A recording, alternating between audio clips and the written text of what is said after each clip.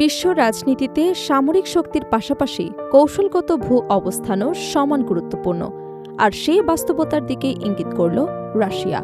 মস্কোর দাবি, ইরানের প্রকৃত শক্তি তার পারমাণবিক কর্মসূচিতে নয়, বরং হরমুজ প্রণালীর ওপর তার কৌশলগত নিয়ন্ত্রণে। রাশিয়ার এই মন্তব্য মধ্যপ্রাচ্যের নিরাপত্তা, বৈশ্বিক জ্বালানি বাজার এবং পশ্চিমা দেশগুলোর নীতিকে ঘিরে নতুন করে বিতর্কের জন্ম দিয়েছে। ইরানের পারমাণবিক কর্মসূচি নিয়ে আন্তর্জাতিক অঙ্গনে যখন উত্তেজনা অব্যাহত, ঠিক তখনই নতুন এক মূল্যায়ন সামনে এনেছে রাশিয়ার নিরাপত্তা পরিষদের উপপ্রধান দিমিত্রি মেদভেদেভ। তার দাবি, ইরানের হাতে এমন একটি কৌশলগত শক্তি রয়েছে যা কার্যত পারমাণবিক অস্ত্রের সমতুল্য প্রভাব ফেলতে সক্ষম।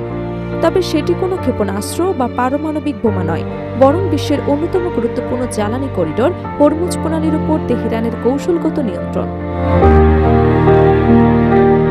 ইরান সফর শেষে সাংবাদিকদের সঙ্গে আলাপকালে মেদভেদেভ বলেন, হরমুজ প্রণালী শুধু একটি সমুদ্রপথ নয়, এটি বৈশ্বিক জ্বালানি নিরাপত্তার অন্যতম প্রধান কেন্দ্র। বিশ্বের উল্লেখযোগ্য পরিমাণ অপরিশোধিত তেল এবং তরলীকৃত প্রাকৃতিক গ্যাস এই জলপথ দিয়েই আন্তর্জাতিক বাজারে পৌঁছায়। ফলে এই প্রণালীতে জাহাজ চলাচল সীমিত করার সক্ষমতা ইরানকে অসাধারণ একটি ভূ রাজনৈতিক সুবিধা দিয়েছে, যা আন্তর্জাতিক শক্তির ভারসাম্যে গুরুত্বপূর্ণ প্রভাব ফেলতে পারে। যুক্তরাজ্য ভিত্তিক সংবাদ মাধ্যম মিডল ইস্ট মনিটরের এক প্রতিবেদনে মেদভেদেভের এই বক্তব্য তুলে ধরা হয়েছে। সেখানে তিনি সতর্ক করে বলেন, মধ্যপ্রাচ্যে যদি আবারও বড় ধরনের সামরিক সংঘাত শুরু হয়, তাহলে ইরান শুধু হরমুজ প্রণালী নয়, ইয়েমেনের উপকূল সংলগ্ন কৌশলগত বাব আল মানদেব প্রণালীতেও আন্তর্জাতিক নৌ চলাচলে প্রভাব বিস্তারের সক্ষমতা অর্জন করতে পারে।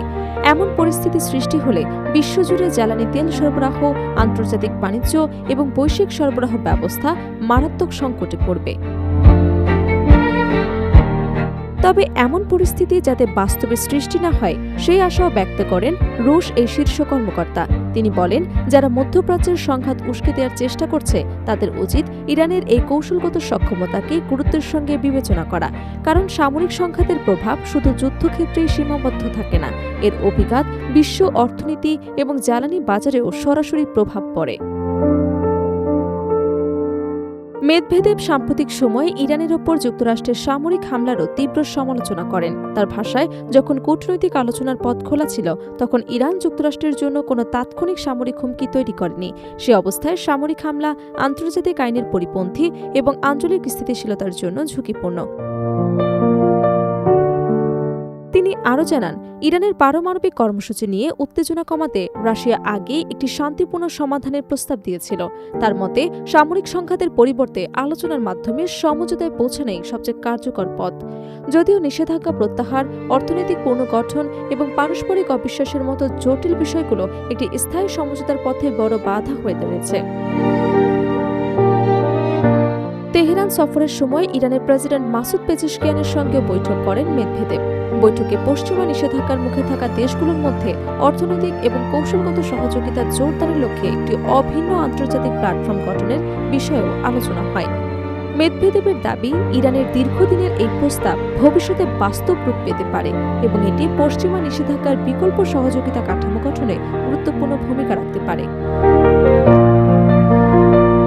বিশ্লেষকদের মতে, মেদভেদেভের এই মন্তব্য কেবল ইরানের সামরিক বা কৌশলগত সক্ষমতার প্রশংসা নয়, বরং এটি পশ্চিমা দেশগুলোর উদ্দেশ্যে একটি স্পষ্ট ভূ রাজনৈতিক বার্তা। কারণ হরমুজ প্রণালীকে ঘিরে যে কোনো উত্তেজনা শুধু মধ্যপ্রাচ্যে সীমাবদ্ধ থাকবে না, বরং বিশ্বব্যাপী জ্বালানি বাজার, নৌবাণিজ্য এবং বৈশ্বিক অর্থনীতিতে তাৎক্ষণিক প্রভাব ফেলতে পারে। তাই ইরানকে ঘিরে ভবিষ্যতের যে কোনো কূটনৈতিক বা সামরিক সিদ্ধান্তে এই কৌশলগত বাস্তবতাকে উপেক্ষা করা সহজ হবে না।